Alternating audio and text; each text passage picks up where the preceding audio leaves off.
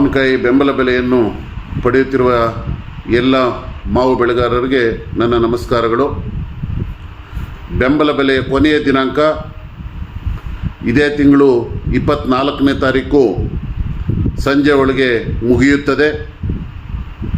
ದಯವಿಟ್ಟು ಅಷ್ಟರೊಳಗೆ ತಮ್ಮ ರಸೀದಿ, ತೂಕದ ಬಿಲ್ಲು, ಮಂಡಿಯಲ್ಲಿ ಮಾವಿನಕಾಯಿ ಬಿಲ್ಲು ಮತ್ತು ರಿಜಿಸ್ಟ್ರೇಷನ್ ಮಾಡಿಸಿರ್ತಕ್ಕಂಥ ಅರ್ಜಿಯೊಂದಿಗೆ ಆಧಾರ್ ಕಾರ್ಡು ಸೇರಿಸಿ ಎಲ್ಲ ದಾಖಲೆಗಳನ್ನು APMC ಕಚೇರಿಯಲ್ಲಿ ನೀಡಬೇಕಾಗಿ ಮನವಿಯನ್ನು ಮಾಡಿಕೊಳ್ಳುತ್ತಿದ್ದೇನೆ. ದಯವಿಟ್ಟು ಯಾರೂ ತಡ ಮಾಡಬೇಡಿ. ಇನ್ನೂ ಯಾರಾದರೂ ಮಾವಿನಕಾಯಿಯನ್ನು ಕೀಳದೇ ಇದ್ದರೆ ಕೂಡಲೇ ಮಾವಿನಕಾಯಿಯನ್ನು ಕಿತ್ತು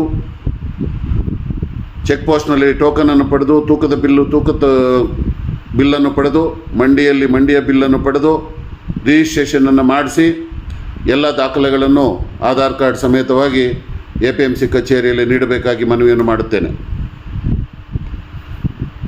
ದಯವಿಟ್ಟು ತಡ ಮಾಡಬೇಡಿ. 24ನೇ ತಾರೀಕಿಗೆ ಕೊನೆಯ ದಿನವಾಗಿರುತ್ತದೆ.